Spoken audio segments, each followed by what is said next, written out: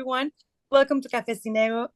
This is Monica Salmon, and I have two special guests for today, Lisa Effress and Tim Rapper. They are here to talk about their documentary For the Living. Lisa, Tim, how are you? Very Good, good. thank you. Documentary? Ba- Yes, what is this about? Lise, can I take this? Yeah, the film on the surface level is about a cycling event that takes place in Poland. From the gates of Auschwitz-Birkenau, which is the death camp, the most notorious and deadly death camp of the Nazis in World War II. Cycling event, 250 people from 12 different countries converge there to ride from Birkenau to the Krakow Jewish Community Center, which is 60 miles. And the reason they choose that route is because it retraces the steps of a 10-year-old Jewish boy in 1945 who was liberated there and had to walk that 60-mile route all the way back to find his family in Krakow. So it's a story of empathy, very much about putting themselves in the shoes of that boy that went through that horrendous event and aftermath. And the boy is still alive today and often takes part in that ride, which is an annual event. Which is amazing. I just watched it. And how do you find about him? I mean, how does you like connect to him, and why do you choose? I mean, I understand why do you choose this story, but how do you connect with him? But we came to know Marcel when Lisa and Mark, the co-director on this project, were contacted to make a story exclusively about the ride event itself, which would have been 20 to 30 minutes long. We can only speculate now. But the more we all talked together and they brought me on board, we began to discuss that there are themes and symbolism that extend far beyond that event. That event is a very wonderful fundraising and empathy building exercise, but it also speaks to all humanity, not just Jews, not just survivors, and not just Poles, obviously. So as we discussed the event and what it embodied, which is a collective act of empathy, we began to realize, this is in 2019, by the way, that there was a great erosion of empathy in both our society in the United States of America, but worldwide. A lot of that is a trickle-down effect of what was happening in the White House, to be quite blunt with you, and what is happening again in the White House, where this sense of common humanity was being eroded away. And what we did is when we looked around on social media and we watched the news, we realized that genocidal language and dehumanizing language, which is the polar opposite of empathy, dehumanizing, treating somebody or referring to somebody as less than human, uh, is what leads to genocides. That's well documented. When you start referring to somebody as an animal or as vermin or as poisoning the blood of your culture, that right there is language that gets people to start thinking about, hey, maybe those people should be removed in some way. It happens. So that's how we grew from a 20 to 30-minute chronicle of a ride event to this much bigger story about humanity, good, bad, and the ugly. I'd also like to add that in addition to it being a cycling event, it is a community event as well. It brings community together, whether that's in Poland or in the broader sense, Jews and non-Jews coming together as a community to do this collective act of empathy. Yeah, Yeah. that's what I saw. Like it was like everyone can participate, right? And can Yes. be part of that. And it was amazing because people feel part of that journey. Yes, it is that sense of common humanity, a smaller version being community, but yeah, I mean, there's plenty of non-Jews that take part in this event as well. I was one of them. I was the only non-Jew on this project, but the idea of, recognizing the humanity in everyone else, not just a few, but everyone else, regardless of religion or ethnicity or national origin or skin color, is really one of the big themes of this film. Yes, I feel Those who learn and those who don't learn from history, part and parcel to learning is caring. You got to actually give a shit, in order to embrace history. You got to care about where you came from. You got to care about how the world became the way it is today. You got to care about somebody and something beyond your small little group, whether it's ethnic or neighborhood or religion or national boundary. What you have to care. And then once you learn to care, you learn to learn. You know, actually, learning to care and caring to learn are kind of both of the same equation. There's this constant refrain that, history repeats itself, or those who don't learn from history are doomed to repeat it. Well, there's a lot of that going on right now, and that is because people believe it's them. It's not me, it's them. And once you buy into this whole ethos of us and them, you're already buying into dehumanization.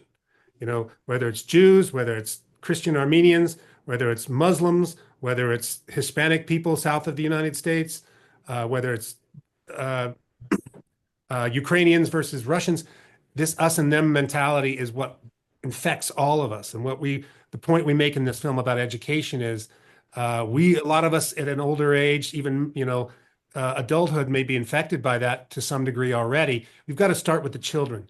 We've got to start immunizing, psychologically immunizing or inoculating these children from buying into this us and them ethos, which will at some point in time get them to consider the idea that maybe not everybody's worthy of the rights that I have. Maybe they're not even worthy of being called a human being. And the minute you start even considering that, you're becoming at the very least a bystander to war crimes against humanity, not to mention probably an accomplice. I want to make this point. We all look back on Nazi Germany. We look back on slavery. We look back on all the atrocities of the past. And most of us in 2024 and 2025 say, I never would have gone along with that. I never would have been a part of that. I would have spoke up. I would have raised my fist in the air. That's, as David Livingston Smith makes the point, that's a story we tell ourselves to make ourselves feel better. Every single one of us, regardless of race, ethnicity, religion, or anything else, is capable of, at the very least, looking the other way when these things happen, not to mention joining in on them. And that's one of the things we have to realize. We all fall into one of three buckets: perpetrators, victims, or bystanders. And it's very rare that you're the fourth, is the person who stands up and fights and puts your own life and family at risk. Wow. We just made a movie. That was easy. Well, I think it was not easy. You make a great work because you make, like you give them a voice and you keep, these memories alive. So I think both of you, I mean, I don't know, Lisa, you tell me when you work on this, I think you have like a lot of emotions out there, right? It touch you Yeah, in I one think, way or another one. So yeah. Well, to what Tim said earlier about how this project sort of came to be, we initially, myself and Mark Bennett, the co-director, co-writer, we went out to Poland to location scout and just kind of get the lay of the land. And that was my first time at Auschwitz. And as a Jew, as well as a woman who has many of my ancestors were murdered on the same day in 1942 in a small village, Shumsk. To actually go to Auschwitz for the first time, that's when it really did hit hard for me and become very personal. And that's when I thought, okay, this is about so much more than a bike ride. The bike ride, yes, is so important. It's critical. And so is the bigger story. And that's how the film evolved. But to answer your question, yes, it became very personal for me very, very early on in this process. and how do you feel that people are taking the film now? I mean, the reception has been wonderful. I think one of the words that we hear the most is powerful. It's a very powerful film. And It is. I think, from our perspective, our goal is to have as many people as possible see this film, including some of the younger ages and generations, because it's all about teaching early on, educating people about the atrocities that did happen and how they can happen again. And they do continue to happen again and again. So the reception has been wonderful. And people really want to help us support our film, support the ride, support the rebirth of Jewish life in Poland and beyond, and also help educate our children. Of Yeah, course.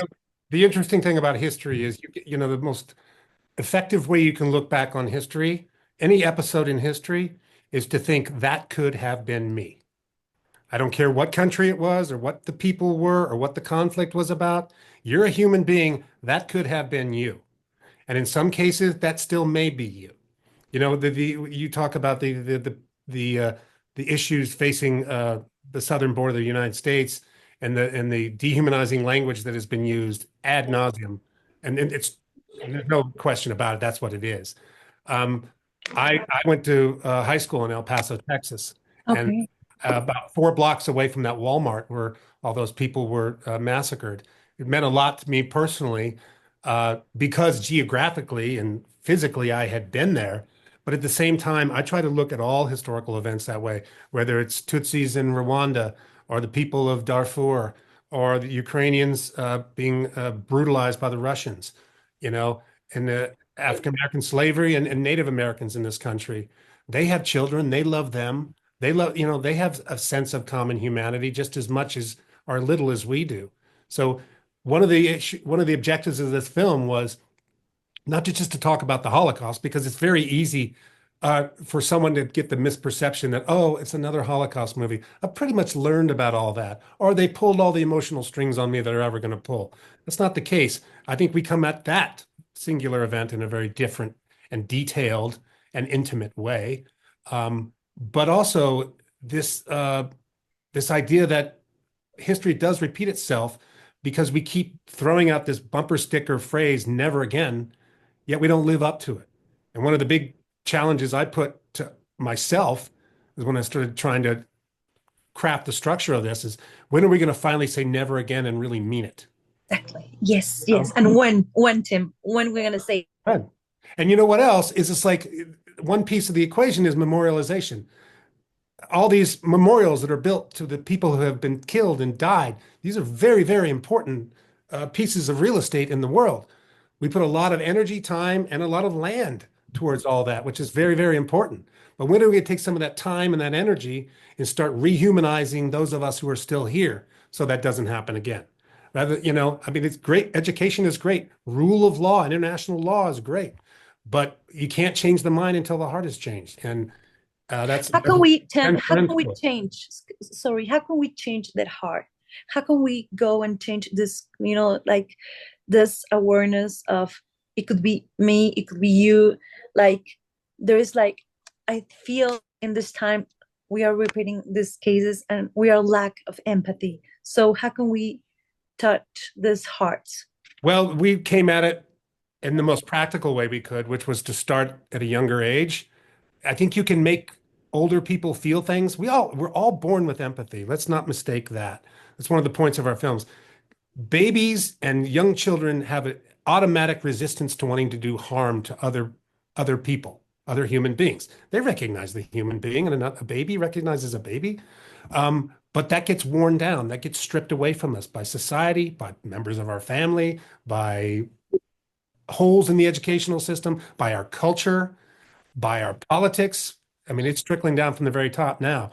So, you know, if we can somehow um, teach these children not to fall into that trap of thinking because something bad happened to me or I saw something I didn't like, then I should condemn that entire group of people.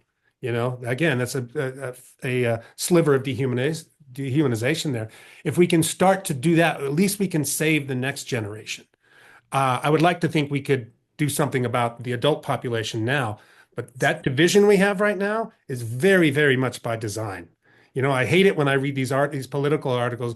We're a people divided. Oh, we're so divided. Oh, both sides are so angry. No, there's one side that's trying to dehumanize the other side. Hate to break it to you. And they're using all those old tropes and that old language, and they're inflicting sadism and cruelty on the rest of the population.